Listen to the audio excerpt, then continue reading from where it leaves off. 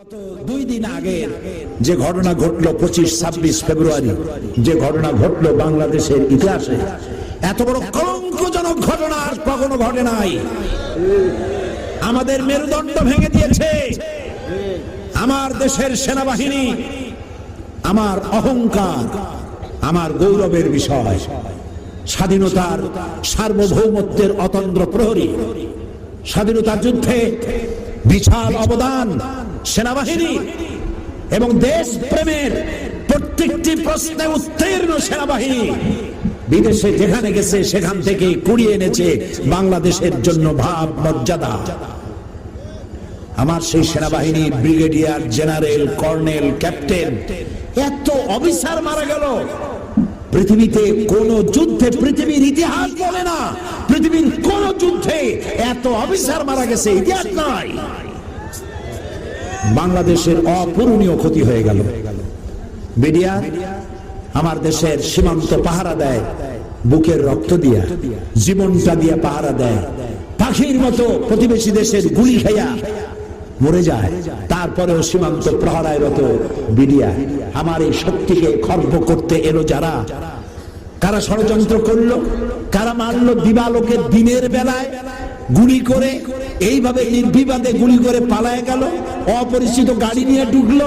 পত্রপত্রিকায় দেখলাম হতবাক হলো 15 কোটি মানুষ, বিস্ময়, হতবাক, বিমূঢ়, শোকাহত গোটা জাতি। আজ কি জবাব দেওয়া যাবে ওই সব অফিসারদের স্ত্রীদের, যে সব অফিসারের স্ত্রীগুলি বিধবা হয়ে গেল? মাত্র 2 মাস 3 মাস আগে বিয়ে হয়েছে, সে বউটা বিধবা হলো। বাংলাদেশের ইন্সপেক্টর জেনারেল অফ পুলিশ, তার মেয়ের বিয়ে হলো, সে অফিসারটা মারা গেল। মাত্র 2 মাস আগে বিয়ে হয়েছিল। 2 মাসের বিধবা মেয়েকে দেখে কি করে সে সামলাচ্ছে? যার বাপের বুকের ধন, যার মায়ের নারী ছেঁড়া সন্তান, ব্রিগেডিয়ার ক্যাপ্টেন বানাতে, এক একটা ক্যাপ্টেন ব্রিগেডিয়ার জেনারেল বানাতে বাংলাদেশ সরকারের খরচ হয় কোটি টাকা, বছরের পর বছর যায়। এতগুলি অফিসার বানাতে অন্তত আরো 2 যুগ লাগবে। কারা করলো? আল্লাহ, আজকে বিশাল সিরাতুন নবী ময়দান থেকে তোমার দরবারে ফরিয়াদ করি, আমার এত বড় ক্ষতি যারা করলো সেই দুশমনদেরকে গোটা জাতির সামনে ল্যাংড়া বানায় দাও, গোটা জাতির সামনে উলঙ্গ করে দাও, প্রচন্ড শাস্তি, গজব দিয়া, লানত দিয়া ধ্বংস করে দাও। আর একটি বই, একটা প্রশ্ন এসেছে এই যুদ্ধ অপরাধ সম্পর্কে জানার জন্য, প্রশ্ন করেছে, বলছে যে সেখানে নাকি আমার নামও আছে। তো আমি তো সেই ব্যক্তি 1997 সনে বর্তমান প্রধানমন্ত্রী যিনি, উনি তখন প্রধানমন্ত্রী ছিলেন, ওনার উপস্থিতিতে আমি বলেছি 1971 সনের কোন কাদা আমার গায়ে লাগে নাই। 1974 সন পর্যন্ত বাংলাদেশের কোন রাজনৈতিক দলের নেতা বা কর্মী আমি ছিলাম না। আমি চ্যালেঞ্জ করেছি, ওই চ্যালেঞ্জ পার্লামেন্টে রেকর্ড হয়ে আছে। লতিফুর রহমান সাহেব জানেন, আমার ভাই, উনি জানেন পার্লামেন্টে যে যা বলে তা রেকর্ড হয়, বই হয়, সংসদের বিতর্ক, ওই বইয়ের নাম, ওই বইয়ের মধ্যে আমার এই চ্যালেঞ্জ লেখা আছে। আমি বলেছি যে ব্যক্তি আমাকে এই ধরনের গালি দিবে, আমাকে স্বাধীনতা বিরোধী হাবিজাবি বলবে, আমি তা প্রমাণ করতে না পারলে 10 কোটি টাকার মানহানি মামলা দায়ের করব। আমি জনকণ্ঠ পত্রিকা আমার বিরুদ্ধে ওই কথা লেখার পর আমি ওই পত্রিকার বিরুদ্ধে 10 কোটি টাকার মানহানি মামলা দায়ের করেছি, মামলা এখনো বিচারাধীন। এরপরে যুদ্ধাপরাধী বলা হয়েছে। ঢাকায় বসে কেউ যুদ্ধাপরাধী বললে তো হবে না, বলতে হবে আমার এলাকার মুক্তিযোদ্ধাদের, তারা আমারে দেখছে যে আমি কি করছি, ঠিক না? পিরোজপুরের মুক্তিযোদ্ধারা বই লিখেছে আমার ব্যাপারে, বইয়ের নাম, একটি বই বলছি ও মিথ্যাচার ও সাইদি প্রসঙ্গ প্রেক্ষিত মুক্তিযুদ্ধ 1971, বাংলাদেশের পতাকা খচিত এই বইটি। আল্লামা ইকবাল বলেন, মাগরিবি কি ওয়াদিयों में गूंजी अज़ा हमारी, मगरिबी की वादियों में गूंजी अज़ा हमारी, थमथना था किसी से शैल रवा हमारा। প্রাচ্য এবং প্রতিচ্ছেদ, পাহাড়ে পর্বতে, সমুদ্রের তরঙ্গমালায়, ইথারে বাতাসে, অক্সিজেনে সর্বত্র ছড়িয়ে পড়বে আশহাদু আন্না মুহাম্মাদার রাসূলুল্লাহ। আমার আজানের আওয়াজকে ছড়িয়ে দিতে পারে এমন ক্ষমতা পৃথিবীতে কারো নাই। সারা দুনিয়া জুড়ে আজ শান্তি কোথাও নাই, ইউরোপে নাই, আমেরিকায় নাই, কোথাও নাই। শান্তি যদি থাকে ইসলামের কাছে আছে। কোথায় আছে? সেই ইসলামকে বদনাম করার জন্য এক শ্রেণীর লোক বোমা মারামারি করে আল্লাহর আইন প্রতিষ্ঠা করতে চায়। আল্লাহ তাআলা এদের হেদায়েত করুন। বলেন আল্লাহ এদের হেদায়েত করেন। হেদায়েত যদি তাদের কপালে না জোটে, আল্লাহ যেন গজব দিয়ে এদেরকে বিদায় করে দেন। প্রিয় ভাই সব, এই পৃথিবীর ভিতরে বাংলাদেশ পৃথিবীর তৃতীয় বৃহত্তম মুসলিম দেশ। 15 কোটি মুসলমান এদেশে বাস করে। আলহামদুলিল্লাহ, বলেন না আলহামদুলিল্লাহ।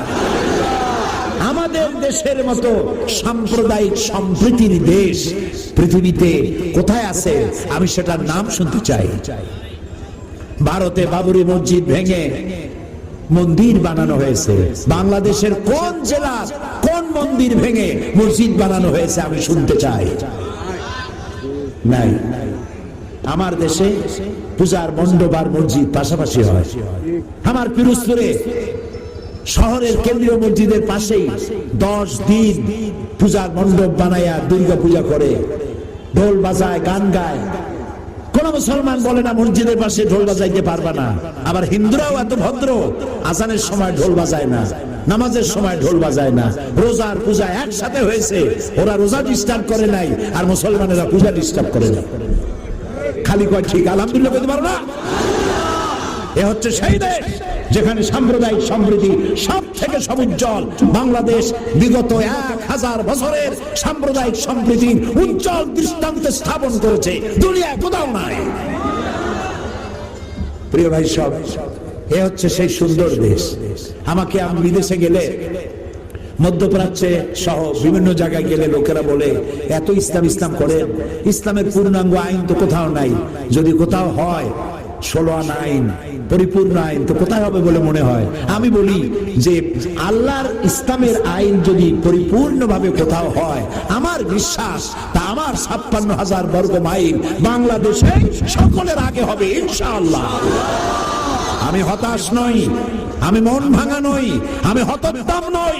আমি জানি বদরের বিজয় হয়, ওহদের পরাজয় হয়, আর তারপরেই ফতে মক্কা হয়। ভয় পাওয়ার কোনো কারণ নেই। প্রিয় ভাই সব, এ বাংলাদেশ একটি স্বর্ণের দেশ। আলহামদুলিল্লাহ, আমরা মিলেমিশে আছি, মিলেমিশে থাকতে চাই। আমাকে যখন প্রশ্ন করা হয় কিভাবে দৃঢ় প্রত্যয় আপনার জন্মালো, আমি বলি আমার দেশে 3 লক্ষ মসজিদ আছে। এই মসজিদের আজান শুনে, ফজরের আজান শুনে আমার 15 কোটি মানুষের ঘুম ভাঙে। আর রাতের বেলায় এশার আজান শুনে আমার লোকেরা নামাজ পড়ে ঘুমোতে যায়। আমার চাষিরা ফজরের নামাজ পড়ে, নিরন্ন চাষি, ঘরে খাবার নাই, পরোটা নাই, কালাইয়ের বড় বড় রুটিও বানাবার তাদের তৌফিক নাই। পান্তা ভাত খাইয়া, গামছা কোমরে বাঁধা, তারপরে গরু নিয়ে হাল চাষ করতে যায়। চাষ করতে করতে হাতে ঘড়ি নাই, সূর্যের দিকে তাকিয়ে থাকে, সূর্য পরন্ত জোহরে রক্ত হয়ে গেছে। কাদা পানি দিয়া কোন রকম উজু করে কোমরের গামছা খুলে মাথায় বেঁধে ক্ষুধার্ত পেট নিয়ে জমিনের আইনের উপরে দাঁড়িয়ে আমার চাষি আল্লাহকে সেজদা দেয়। এ আমার জাতি, এই আমার মুসলমান। এখানে আহলে হাদিস, এখানে সুন্নি, এখানে বিভিন্ন পীর মুরিদি, এখানে তাবলিগি জামাত, এখানে বিভিন্ন ইসলামী দল, সব মিলে মিশে এখানে ইসলামের জন্য আওয়ামী লীগ, বিএনপি, জামাত ইসলামী, জাতীয় পার্টি, তাবলিগ, কোন লীগ, কোনো কিছু বাধা নয়। ঐক্যবদ্ধভাবে সকলকেই শান্তির জন্য এগিয়ে আসতে হবে। যে বিশ্বনবীর সিরাত শুনতে এসেছি, সেই বিশ্বনবীর আদর্শ অনুযায়ী দেশ গড়তে চাই। তাতেই শান্তি, তাতেই মুক্তি। আর আল্লাহুম্মা আমিন। ربنا ظلمنا أنفسنا وإن لم تغفر لنا وترحمنا لنكونن من الخاسرين ربنا فاغفر لنا ذنوبنا وكفر عنا سيئاتنا وتوفنا مع الأبرار আয় আল্লাহ রাব্বুল আলামিন, লাখো জনতা, নারী আর পুরুষ সিরাতুন নবী মাহফিলে দীর্ঘক্ষণ কোরআন হাদিসের কথা শুনে গুনাহ বোঝা মাথায় নিয়ে তোমার দরবারে হাত তুলেছি। আল্লাহ তাআলা মেহেরবানি করে আমাদের জিন্দেগীর গুনাহ মাফ করে দাও রব্বুল আলামিন। আমাদের মধ্যে থেকে মা বাপ যাদের বিদায় হয়ে গেছে কবরগুলিকে জান্নাতের টুকরা বানাও।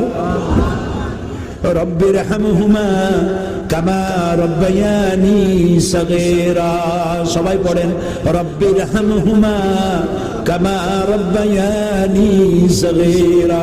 আবার পড়েন রব্বির হামহুমা কামা রব্বায়ানি সগীরা।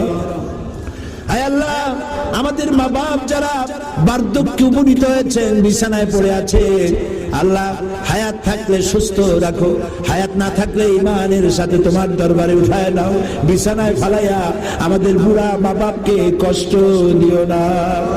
রব্বুল আলামিন, তাম পৃথিবীতে আজ মুসলমানেরা বড় বিপদগ্রস্ত, তুমি ছাড়া সাহায্যকারী নাই।